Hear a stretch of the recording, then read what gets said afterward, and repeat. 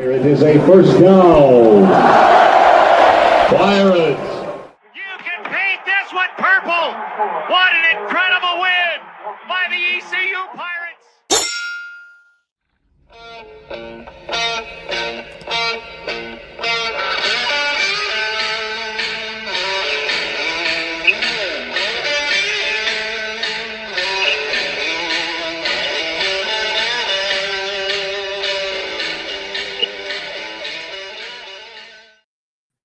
Welcome into Blackbeard's Alley, a Pirate football podcast. We appreciate everyone tuning in. Be sure to like, follow, comment, and subscribe. Today we're joined by Hunter Bailey. He is with the Charlotte Observer, also the Highway 49 podcast. Appreciate your time this afternoon, Hunter, as we're getting ready for East Carolina and Charlotte, as the Pirates are looking to become bowl eligible this weekend. Yes, sir. Appreciate you having me, man. Good to talk to you again. Yeah, no doubt. And you take a look at this game, on paper, you wouldn't think it would be a game, but who would have thought last year, going into that game, East Carolina was a 10-point favorite. Then the 49ers absolutely ran the Pirates off the field. So you can certainly not take anything for granted. And Blake Harrell's been very adamant about that in his message to the media at his weekly press conference and other interviews. But let's dive into this new regime that is there in Charlotte. Tim Albin, as we were discussing off the air, just absolutely loved this hire when the 49ers were able to get him from Ohio U. Definitely, man. It's going to be a lot of new faces from last year's matchup. Really, just a handful of guys back from that game at all on the Charlotte side of things. But yeah, Tim Albin coming in, probably the most proven head coach this program has had, following Brad Lambert, Will Healy, and then Biff Poggi. Albin spent 20 years at Ohio, kind of climbing the ranks, was at OC for a while, then took the head coaching job. Was in that role for 4 years. It was a slow start for him, winning just 3 games his first year, but the turnaround was pretty quick. They won 10 games 3 straight years after that, and he got a couple Coach of the Year awards and a MAC title along the way. So, like I say, he's the most proven guy that we've seen here, but it's been a slow start in his tenure with Charlotte for sure. Hey, Hunter, obviously ECU has not enjoyed the first 2 years of this in-state. I guess we call it a rivalry because we're in the same conference, and we're actually more excited about it than we thought we would be. But I was at the game in Greenville 2 years ago, and didn't really feel good about it. And then last year, it felt like one of the low points of me as a Pirate fan for 40 plus years. What is the fan base? What's the energy around the fan base? And do you expect a lot of 49er fans down there at 3:00 on Saturday in Greenville?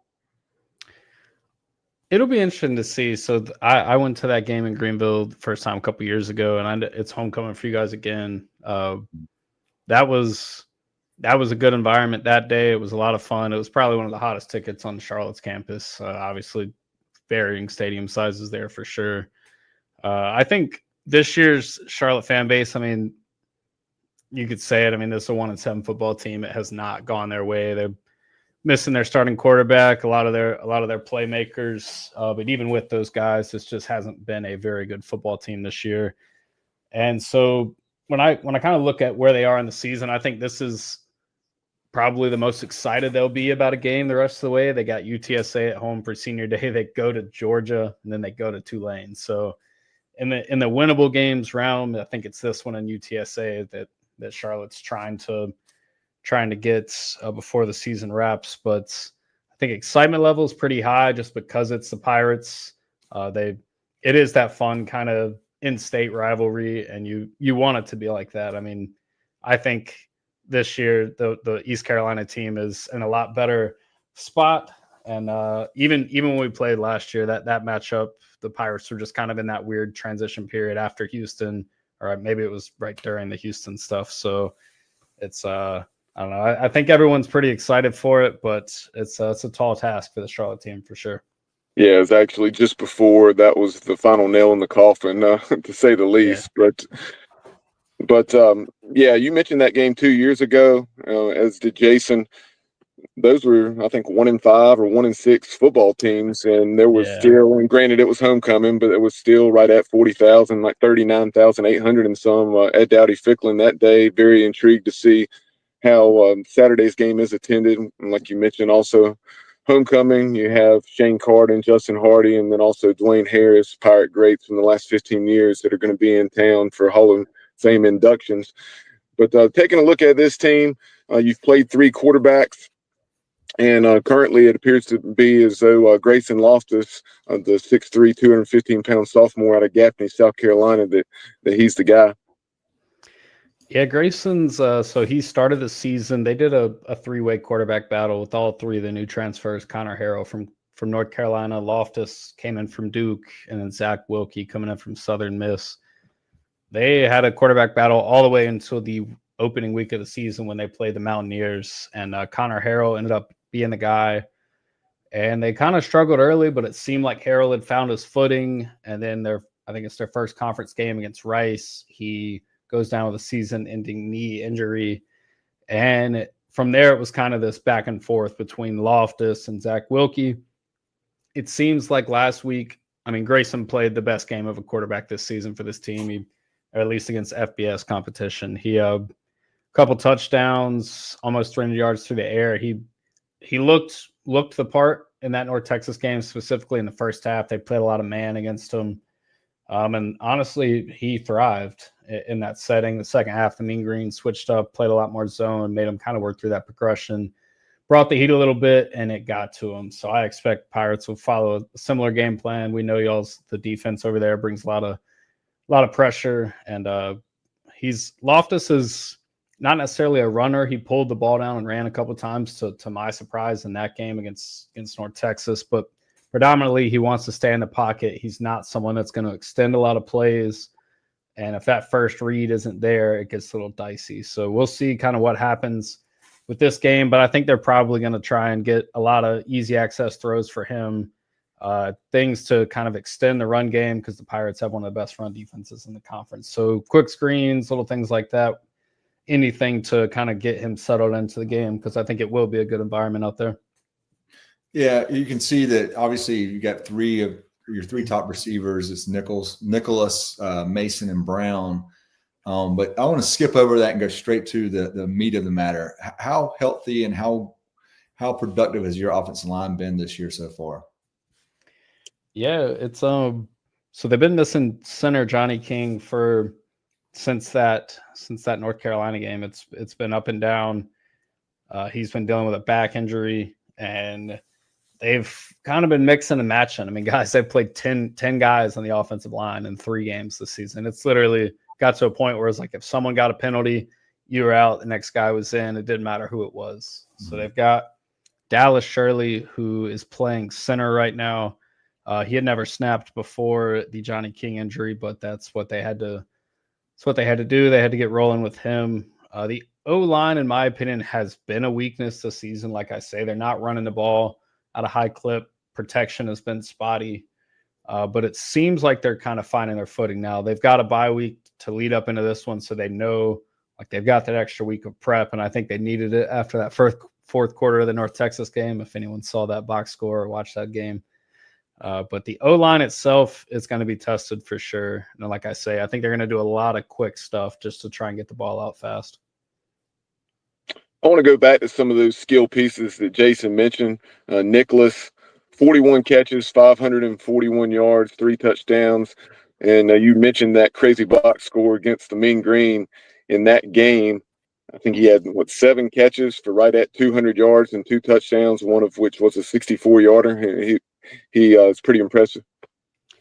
Yeah, I like his game. He's kind of perfect for what they want to do in the slot. And him and Loftus have a pretty good connection with these little option routes, just kind of read the defense, whether if it's zone, find the soft spot, if it's man, just man beater routes, things like that. So his game has been much needed in this offense coming over from LSU, and he's got ties with Todd Fitch, the OC, who came over in the offseason as well. So Nicholas is a stud. He's probably their best early down guy. And then Sean Brown, another one that you mentioned, is their I don't know if you can call him a deep threat, but he's more of a jump ball guy. If they put the ball up there, he's going to bring it down. He doesn't drop the ball often, and they use him in a lot of different ways. But anyone that's watched this team, like he led the team in receptions the year prior under Poggi, and it's like they couldn't figure out he existed in the first half of the season. So he started to come on late, 4 or 5 catches a game over the past 4 games, and I think if you ask a Charlotte fan about Sean Brown, they'll say throw him the ball, good things happen. So we'll see if they can get him involved early on Saturday. Yeah, that game that. Very quickly a follow up on EJ Mason, and I don't think you mentioned this specifically, but that game that he had early in the season, I think it was against Monmouth, but still, anytime you have 10 catches for 228 yards, that jumps off the page. Yeah, his usage has been odd to me lately. Like he had that kind of connection with Connor Harrell. And when Harrell went out, it's like his production has just kind of dwindled. Like there was a point he had no targets a couple weeks back. I believe it was the Temple game. He just hasn't. I figured after kind of he emerged as the top guy, Nicholas was in the slot, and then they figured out Sean Brown. I'm thinking they've got a nice little trio of weapons, someone you got to kind of pick your poison against on the outside, but has not been the case. EJ's production is kind of tapered, but yeah, I mean, he's a good deep ball threat. He's someone I say like had a really good connection with Connor Harrell, the season opening starter. I just haven't seen it kind of stick and gel with Loftus. It seems like Loftus and Nicholas just have this kind of backyard football type of connection is paying off, at least in small chunks for this Charlotte offense.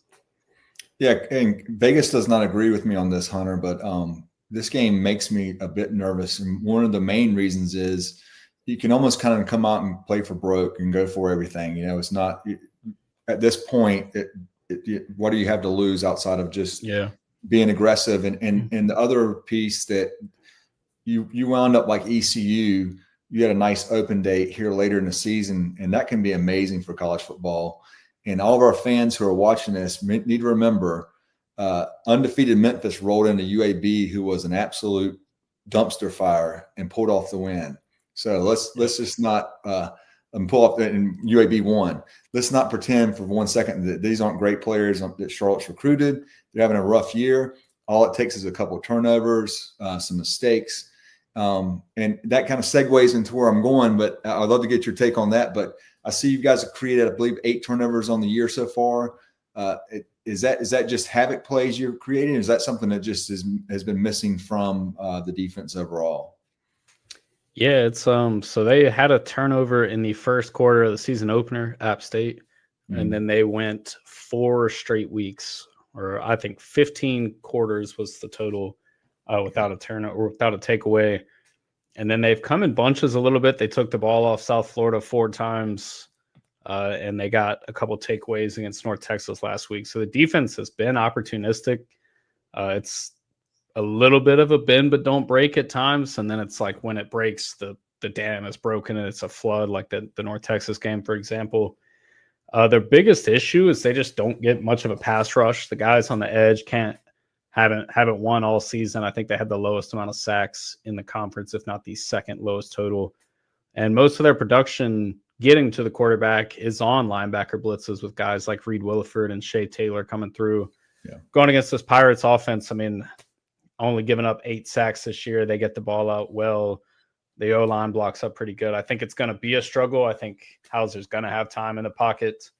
But the takeaways have really come just off of self-inflicted wounds from the other team. And what I mean is, they were multiple bad interceptions by Byron Brown against this team, fumbles, just critical mistakes. Charlotte is relatively good at the peanut punches, just getting the ball off you if you're not practicing good ball security. But the defense, man, gives up a ton of yards. I mean, you see last week 608 yards through the air against Mestamaker in the Mean Green, 754 total yards, and it's something where when I look at this matchup in particular, East Carolina's got the best scoring defense in the conference, giving up just less than 17 a game. Charlotte's got the lowest scoring offense in the conference. So I'm really interested to see the opening script from OC Todd Fitch. They got to score on that opening drive. They've got to find ways to steal possessions. You talked about just playing Like, you have nothing to lose. We've seen that at times this year.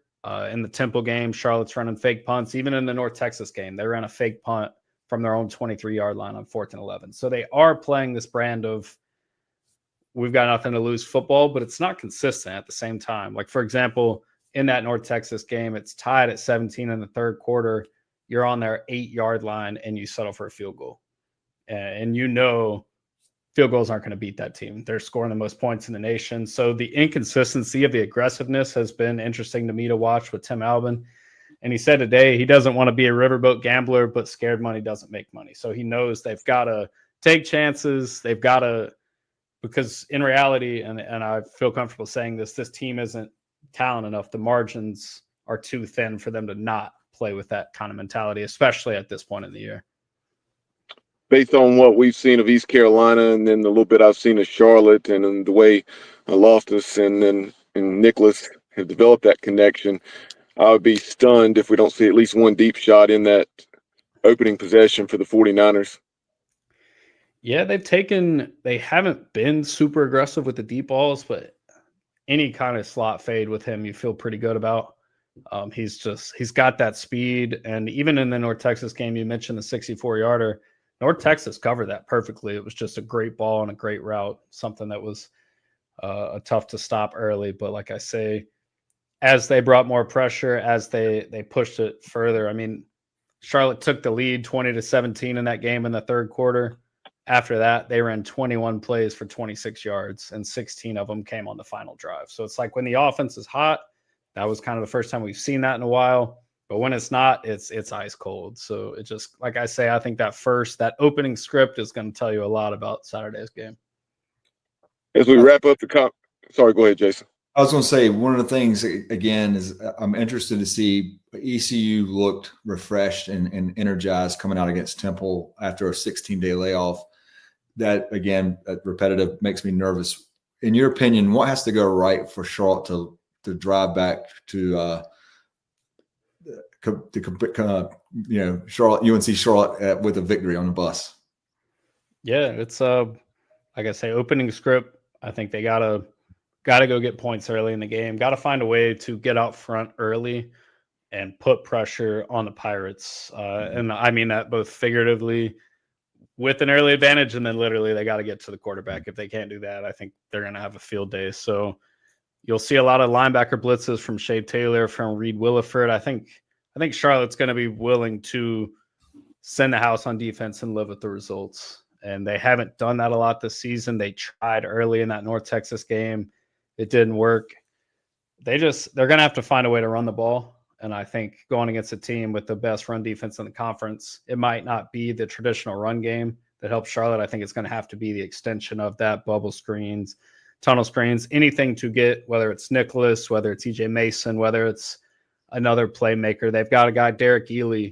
He's another kind of small slot guy that's come on a lot this year. He's a redshirt freshman. He's made a lot of plays for him. So whether it's one of the speedsters making plays in special teams, they're going to have to find ways to steal possessions. And like I said, everything's going to have to go right, and the penalties are going to have to be kept to a minimum for them, because that's been a big area of concern for them this year.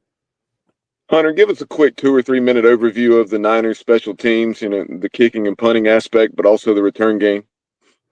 Definitely. So they've been missing their big kick return.